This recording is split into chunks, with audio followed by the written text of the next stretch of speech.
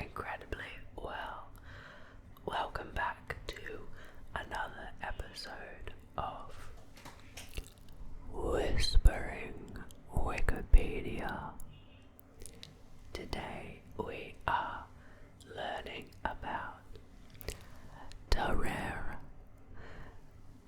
Tarrare is a terrifyingly hungry French man who lived quite a while ago. But because of how strange and voraciously hungry he was, we have a recount of a lot of his life. So I hope you find this one interesting. Definitely some crazy stuff to come. And just before we begin, I'd like to remind you that you can watch all of my videos without the YouTube advertisements over on my Patreon.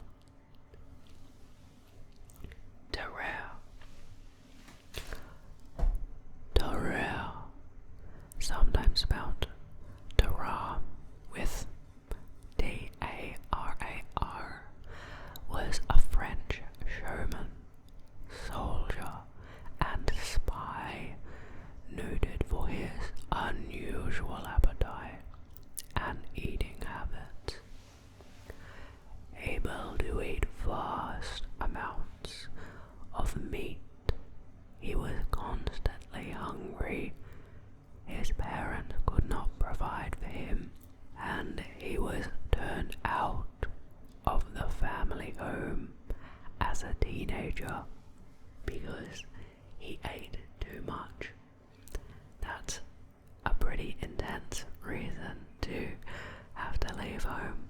He traveled around France in the company of a band of prostitutes and thieves before becoming the warm-up act for a traveling charlatan. In this act, he swallowed corks, stones, live animals, and a whole basketful of apples. He then took this act to Paris, where he worked as a street performer. At the start of the War of the First Coalition, Tarrare joined the French Revolutionary Army, where even quadrupling the standard military ration was unable to satisfy his large appetite.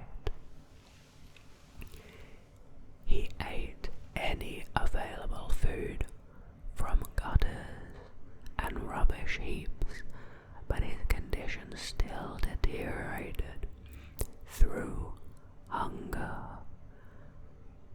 He was hospitalized due to exhaustion and became the subject of a series of medical experiments to test his eating capacity, in which, among other things, he ate a meal intended for 15 people in a single sitting, ate live crabs, snakes, lizards, and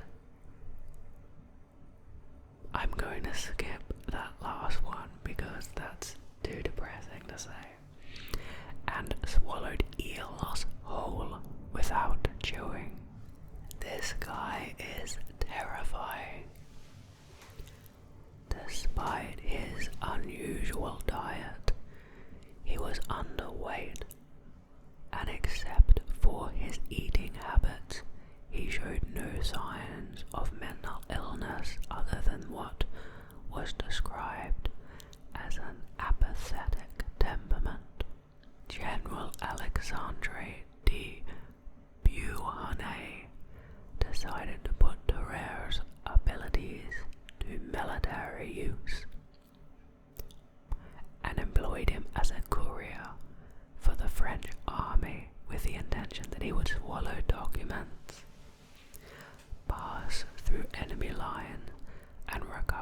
from his stool once safely at the destination. On his first mission, he was captured by Prussian forces, severely beaten and subjected to a mock execution before being returned to French lines. Chastened by his experience, he agreed to submit to any procedure that might cure his appetite. The procedures failed, and doctors could not keep him on a controlled diet. He snuck out of the hospital to scavenge for offal in gutters, rubbish heaps, and outside butchers' shops. Now, I won't go into the details, but he does get kicked out of the hospital for someone that he is accused of eating. But I won't go into any specific details because this is meant to be a calming video. But if you want to know, feel free to look at the Wikipedia page. Now let's go into his early life. Before moving on, I just wanted to interject that this sort of thing is really interesting when you think about it. I mean, considering the fact that they said he's underweight, but he's eating all of this food, he's got to have some sort of condition that's forcing him to be like feeling like he's on the edge of starvation or something because of how desperate he is for the food. I wonder if, maybe his body isn't absorbing the calories or something, or I'm not sure. It reminds me of the condition that I saw in a video once, where one of the organs in the body doesn't filter waste properly, and so the individual had to drink many liters of water per hour to allow their body to filter waste product. It reminds me a little bit of that. Okay, now to his early life. Tarrare was born near Lyon around 1772. His date of birth is unrecorded, and it's not even known if Tarrare was his real name or a nickname. As a child, Tarrare had a huge appetite, and by his teens could eat a quarter of a bullock, a cow, weighing as much as Tarrare himself in a single day. By this time, his parents could not provide for him and had forced him to leave home. For some years after this, he toured the country with a roaming band of thieves and prostitutes, as it said earlier, and he performed that show where he would eat a ton of stuff, and it says here that he ate ravenously and was particularly fond of snake meat. In 1788, Tarrare moved to Paris to work as a street performer. He appears to have been successful in general, but on one occasion the act went wrong and he suffered severe intestinal obstruction. Members of the crowd carried him to the Hotel Dieu hospital, where he was treated with powerful laxatives. He made a full recovery and offered to demonstrate his act by eating his surgeon's watch and chain. M. Garrard, the surgeon, was unimpressed by the offer and warned him that if he did so, he would cut Tarrare open to recover the items. That's a funny threat on behalf of the surgeon. Now onto his appearance and behaviour.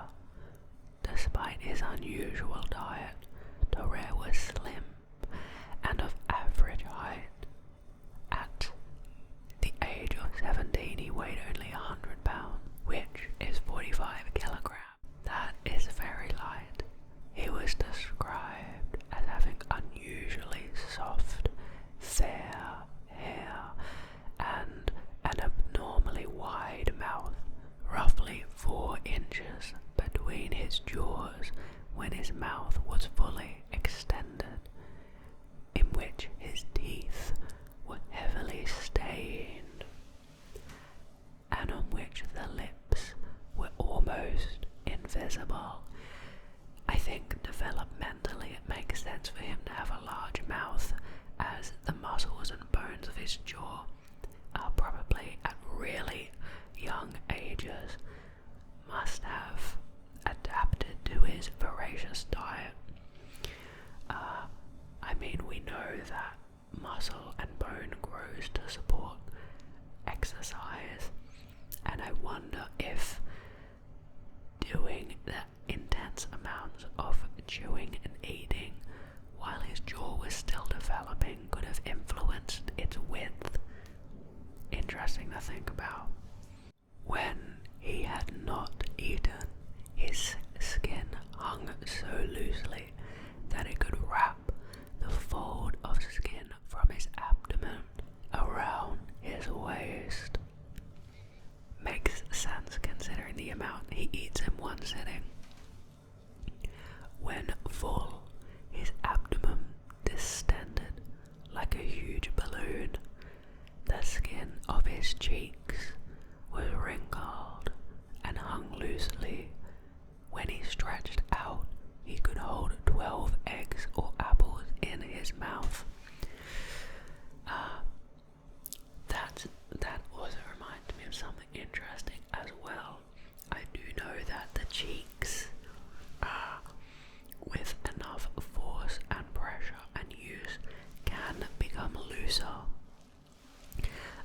If you want to see examples of this, you can look at trumpeters and people that do glass blowing, and you can see, I don't know what the condition is called, but you can see some people when they play the trumpets, their cheeks really balloon out.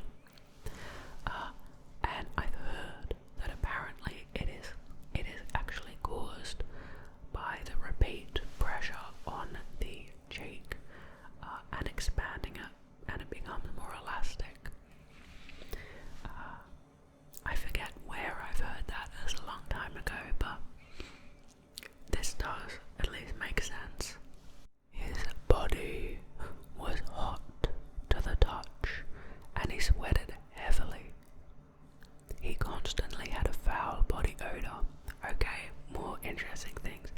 Constantly hot to the touch sounds like he's got a super fast metabolism. Because when you have a fast metabolism, you have heat as a byproduct. It's actually why people who for extended periods of time have a lower caloric intake can have a reduced body temperature. And a foul body odor, I wonder if that is due to the amount of protein he was consuming. He was described as smelling to such a degree that he could not be endured within the distance of 20 paces. Oh. The smell became noticeably worse after he had eaten. His eyes and cheeks became bloodshot. A visible vapor rose from his body, and he became lethargic, during which time he belched noisily, and his jaws made swallowing motions. Despite his large intake of food, he did not appear either to vomit excessively or to gain weight. The cause of Tarrare's behavior is not known. While there are other documented cases of similar behavior from the period, none of the subjects, other than Tarrare, were autopsied, and there have been no modern documented cases resembling Tarrare. Hyperthyroidism can induce an extreme appetite, rapid weight loss, profuse sweating, heat intolerance, and fine hair. That sounds like a good match. Bonderson in 2006 speculates that Tarrare had a damaged amygdala. It is known that injuries to the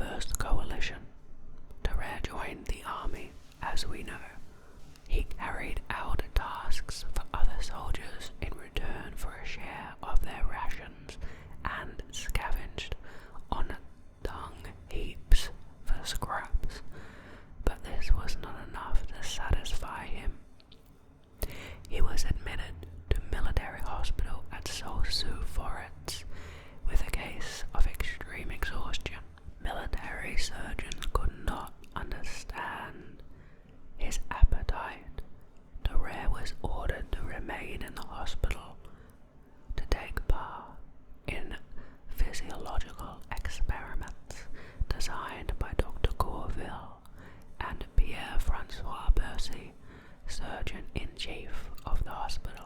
Now, if you remember that meal that was prepared for 15 people that he ate, here's some of what it was. It was 2 large meat pies, plates of grease and salt, and 4 gallons of milk. And then he immediately fell asleep. Corville noted that Tarrare's belly became taut and inflated like a large balloon. Then after that, it described some animals that he ate, and it's really quite confronting, and I will skip that for you. Now there is another interesting story. That military commander that found him and wanted to test his ability to take a message and then pass it later on, as a part of the deal, would give him a wheelbarrow that was filled with 30 pounds, which is 14 kilograms, of raw bull lungs. So that was the favour that the military admiral would give to him for his work. And when they gave him the wheelbarrow full of bull lungs, raw bull lungs, he ate them like instantly in front of them. Which this guy just terrifies me. Now, what cures did the doctors attempt? Following this incident, Tarrare was desperate to avoid further military service, and he returned to hospital, telling Percy that he would attempt any possible cure for his appetite. Percy treated him with laudanum without success. Further treatments with wine vinegar and tobacco pills were likewise unsuccessful. Following these failures, Percy fed Tarrare large quantities of soft-boiled eggs, but this also failed to suppress his appetite. Efforts to keep him on any sort of controlled diet failed. He would sneak out of the hospital and fight stray dogs for whatever they were eating in the rubbish heaps. Of course, we know that he was kicked out of that hospital because of that unfortunate event that I'm definitely going to leave out of the video. Now let's learn about his death. It said earlier that he was biopsied, so could be interesting. 4 years later, in 1791, M. Tessier of Versailles Hospital contacted Percy to notify him that a patient of theirs wished to see him. It was Tarrare, now bedridden and weak. Tarrare told Percy that he had swallowed a golden fork 2 years earlier, which he believed was now lodged inside him and causing his current weakness. He hoped that Percy could find some way to remove it. Percy, however, recognized that he had advanced tuberculosis. A month later, Tarrare died. Now, if you want to skip the biopsy details, feel free to end the video here, because that's going to be the last bit of the Wikipedia page. And for you, I hope you had an interesting time in this video. But for those who want to stick around longer, the corpse rotted quickly. The surgeons of the hospital refused to dissect it. Tessier, however, wanted to find out how Tarrare's intestines differed from those of a normal person. He was also curious as to whether the gold fork was lodged inside him. At the autopsy, Tarrare's gullet was found to be abnormally wide, and when his jaws were opened, surgeons could see down a broad canal into the stomach.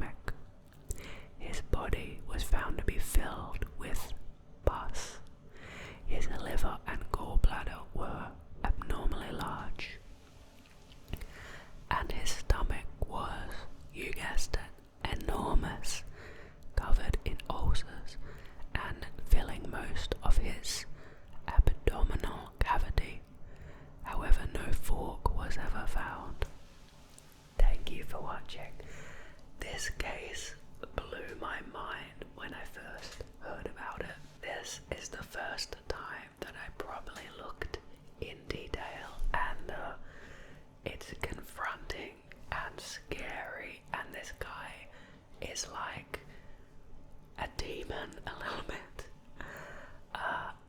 because it's not only the hunger aspect, which is crazy, and it's not only that his body seems to have adapted to become an eating machine, but it's the fact that he was so driven to eat all of the live animals and things that he did eat, and some of the more messed up things that he did eat that I skipped out on.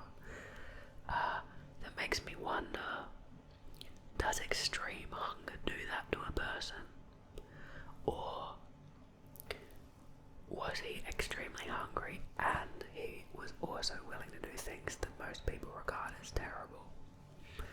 I really don't know, but this is a fantastically interesting piece of history, and it's one of those things that I really hope we somehow find out why and how, because, oh man, I'd love to know. Thank you for watching. If you have an idea for a video, please leave it in the comments below. Okay, bye.